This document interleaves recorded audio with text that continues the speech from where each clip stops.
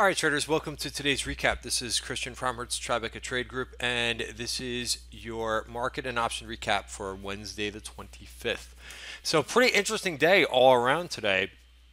We started the day with a little bit more volatility. The VIX started to crank up as usual.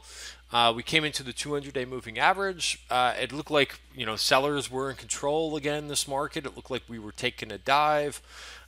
We got basically down to, I think we even went through the lows of yesterday, through the value area just for a couple. Look at the consolidation. Again, the value area is showing you really good places to either go long or go short, or just kind of watch for a little bit. But we did this little dance around the bottom of value this morning, and then we saw a little bit of a little bit of a leveling off, and a little bit of buyers come in, and it was kind of gradual throughout the day, coming in moves, as it's really been it's been challenging to move to the upside for the overall market. We had this move up around right before 3 o'clock, and then we gave it all back within a matter of a half hour, and you're like, oh geez, here we go again, because the market just has not been able to maintain anything in terms of to the upside. It's been such a rough road lately to the upside. So today, I'm going to talk about the option activity. It was a little bit different today. I would say probably the most different than we've seen it in a couple days. We held the 200-day moving average, which is important, and we had an actual green day from opening up lower, something we have not seen in a while. So again, I think baby steps right now. I think it's progress, and I think you just kind of have to leave it at that. The option flow was a little bit different. One of the things that I've been saying is a lot of things and a lot of repeating the same things, because we've just seen this really lackluster price action, and it's kind of, there's not much new to kind of really add to the conversation when, we come in the day up 20 basis points and it gets squashed and we sell off. You just have to be very conservative and not really put on too much risk when we're in a distribution zone. So what was different about it? So one of the things that I was saying is, hey, there's got to be, and this was in yesterday's video, there's got to be some accumulation, especially in the option flow. Reading the tape every day will give you a sense of if anybody is putting on a little bit of risk to the long side, and it just hasn't been that way. What I look for a lot of times is, and I'm going to go over today's earnings because I think they were pretty good after the close. But what I really look for is not so much pre-earnings option flow. I think that's very rarely works. I know people like to think that they're seeing something when there's some option flow that goes up prior to earnings, but more often than not, it doesn't work. What I think is a better signal is after a company reports and after they have their earnings call. Then once they put a few chips down and say, hey, this is a good place to buy, especially on names that have gone down. So let me give you an example of that. Today, Caterpillar, I think that was a really good signal today. Whoops, I'm typing in the wrong spot. A couple traders took this in the room today. Just a real nice signal. And again, this is what I think is much more useful. After a name reports earnings, the name gets doused. Everybody comes out and is saying, is negative about it, and then all of a sudden, a call buyer came in. This came in at 10:15 this morning. Caterpillar did bounce. So, how we've been trading these types of signals for the day, you could see that, right around this 10:15. So coincidence? I don't think so. Right around this 10:15 is where the call buyer came in, and you wrote it up here. Now, just like with anything recently, this trade is not any different. You have to take these. You have to take targets, and you got to either. For me, like I took an XBI trade today. There were some XBI calls, which I think is always one of the first sectors. There's a couple of them, but biotech is one of the first sectors to kind of get going. And I took this trade completely off. I got in for, I think, $1.66 in XBI calls, which again, what alerted me to the fact was there was some call buying on the tape, which we haven't really seen too much. And then if you get a move like this where you're buying at, I actually went down a strike. I went to the 91 calls and I bought those for $1.66, and I was selling them over to $2, within about an hour later. So, that's it. I mean, if you have a trade like that and you're making profits and you have a big boost, why hold on to it? Uh, what I said was in the trading room when I took that trade is, hey, I said I'm going to take this whole thing off and I'll reassess at the close. There's no problem. Sometimes you miss a little bit of a rally, but these names have not done much. I don't need to try to catch the bottom.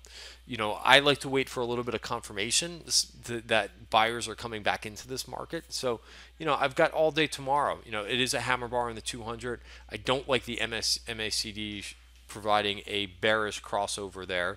So we'll have to see if that reverses itself. But I played XBI the last time in here, and it did very well, and I took it off.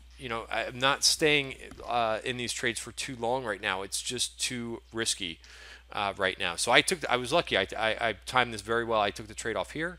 Back in on the 200-day moving average. I have no position on right now, but we'll kind of see. So I think right now that's the strategy. The other thing that I said, when I took this trade off today is, or you just leave a small piece on, something where you've already guaranteed profits, and you leave a runner on. So it's two different ways that you can kind of take some of these signals that we see today.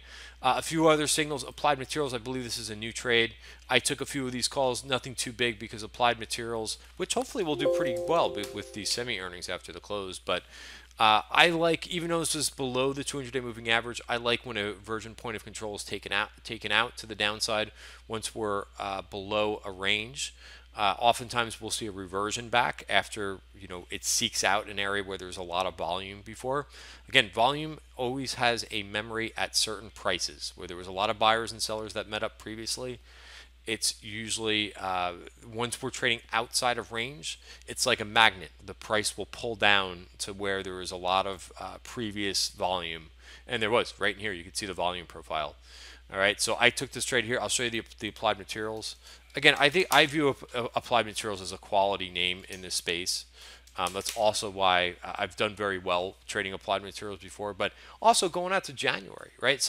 This tells me, and again, this is what I've been looking for this week, again, which we really haven't seen till today, is somebody coming in and say, hey, the stock's down from a high of 62. It's trading now at 50 bucks. It's down 20%. Now I want to buy some calls. That to me makes perfect sense. So I'm still long some calls from there. I did take one target. Other areas that we saw some call buying in. Again, this is much different than what we've seen. It's taken me previously like all of 30 seconds to get through the option activity. But Yandex, again, I think it's much more useful when a name sees call activity after the company has their conference call and their earnings and so on and so forth. It's a little bit below the 200-day moving average, but something like this where they just come after it over and over and over. And if you read the tape here a little bit, from when they started to buy these calls, they were buying them at 290. They ended up finishing here at 355. So that to me is buying and is accumulation. They ended up, so I did buy these. The only thing I don't like about this trade is this guy. The implied volatility is very high in Yandex. It always is, but it may come down a little bit lower, which may bring the price down. Again, you're dealing with a $33 stock. If you don't want to mess with the high implied volatility or the defined expiration, just buy stock and basically use this VPOC as your stop price, which I think is right a little bit north of 32. So I think that's a good looking trade and can be used on several different levels. I might actually put this on in stock. I just went after the August calls once I saw them on the tape. I actually made it into a call spread at the end of the day, but I think a pretty good signal. And then also there was some nice buying in the brokers. Wells Fargo, some big order flow. Wells Fargo's worked pretty well on option activity. I will say this. I did not take this trade.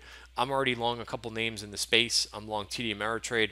I'm also long Morgan Stanley, so I can't get that overweight the banks here. But very nice looking trade going out to January, 57.5 calls.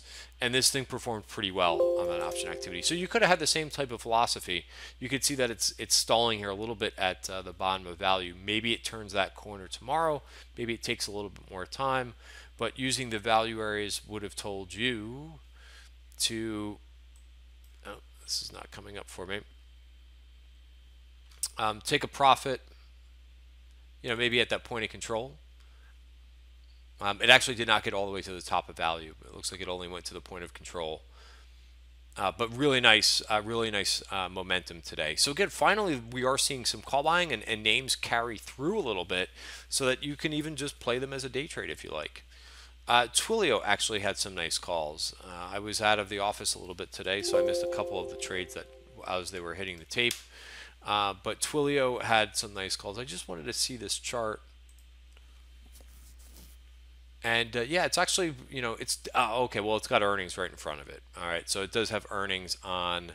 That says 7-Eleven, which I don't think that that's right. I think it actually reports coming up. So disregard that. It looks like it's a trade going up right before. Right before. Oops, that's Wells Fargo. Maybe it was marked correctly. See what happens when I leave the office. Yes, 5-8. Trade alert is right. I have to look at the right trade. That makes sense. So yes, but still, I would kind of disregard it. Its calls going up. Look at where they bought the expiration, May 11th, and they report on 5-8. All right. So the video I think is already 11 minutes long. I don't want to go too much further, but just to go through some of the names that reported earnings. Again, it's going to be interesting. We've seen this story before where a name is up after hours, and then on the open it gets sold. But really, I'll go through a few of the names that really moved up pretty well. Chipotle. Look at this VPOC up here. Where is this? 370? Where is it trading now after hours? 374. So basically right there. Interesting how that happens. Facebook. I guess people are not unfriending Facebook. Haha. And are not closing accounts because it looks like their numbers were really good. A couple of the semis were really strong. Xilinx is still up there. Qualcomm also reported. Qualcomm actually has moved back down. Qualcomm's a difficult name on earnings, I always thought. And AMD came out, and I think that's pushing some names out after hours. Applied Materials up a little bit. I believe NVIDIA's up a little bit after the close as well. Yep, close 216.66 up to 220. So that could be an interesting name to watch for tomorrow. I think those semis. This may be the push that they needed. Hopefully they can hold their gains. A few of the credit card type companies. I'm not sure if you would call PayPal that, but PayPal is up after hours. Visa also had a very good quarter. They're holding their gains for now. Las Vegas Sands, this was the only names that I played for earnings because it's been so damn difficult to play names for earnings, and I'm really being a little bit more conservative. But they also moved up. A couple smaller names, ServiceNow. Well, they've moved back down. F5 Networks, they're actually down as well. So everything is not completely rosy, but I think there's more names that are up. AT&T is down. Also, eBay is down. Let's see what this Orly is doing, and then we'll call it a night. And Orly's up, so that's a nice beat there. I think I'm skipping a few names, but again, a lot of names reporting after the close today. Thanks for watching tonight's video, and I'll see you guys tomorrow.